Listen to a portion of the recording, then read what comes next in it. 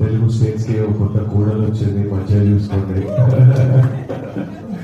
So thank you all. This is from me. It's lovely to see all of you, and I'll let Rashmika speak a few words. అబ్బా ఏం feel ఉన్నది మామ ఈడ అన్నట్టే ఉందిలే. చూస్తందుకు 2 కళ్ళు జాలతలేవు ఈ కొత్త పెండ్లి జంటను చూస్తుంటే. వారం రోజుల నుంచి ఇలా వీడియోలే గిరికలు కొడుతున్నా కూడా చూస్తున్నా కొద్ది చూడబుద్ధి అవుతుంది జంటను. మొన్ననే పెండ్లాన్ని దొలుకొని సొంతూరుకు పోయిన విజయ్ ఆడ అన్నదానాలు చేసి ఆడ చదువుకునే పోరగాండ్లకు స్కాలర్షిప్లు ఇస్తా అని తీయటి వార్త చెప్పిండు కదా. ఈ సంవత్సరం నుంచి అచ్చంపేట్ డివిజన్ ఉన్న ప్రతి గవర్నమెంట్ స్కూల్లో 9th and 10th క్లాస్ పిల్లలకి స్కాలర్షిప్ స్టార్ట్ చేస్తున్నాము. ఈ ఇయర్ నుంచి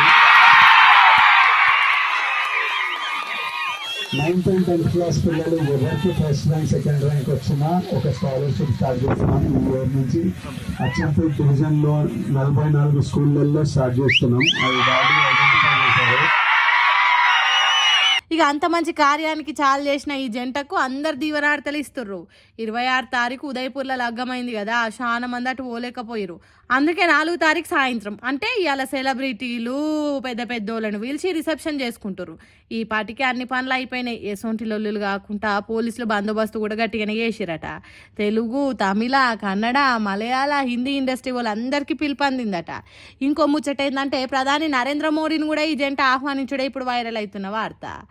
ఏదైతే ఏంది, వాళ్ళిద్దరు ఒకటైనప్పుడు వాళ్ళకంటే ఎక్కువ ఫ్యాన్స్కి ఎక్కువ సంతోషం ఉంది. వీళ్ళు కూడా ఇట్లనే కలిసి మెలిసి ఉండాలని అందరు కోరుకుంటుర్రు.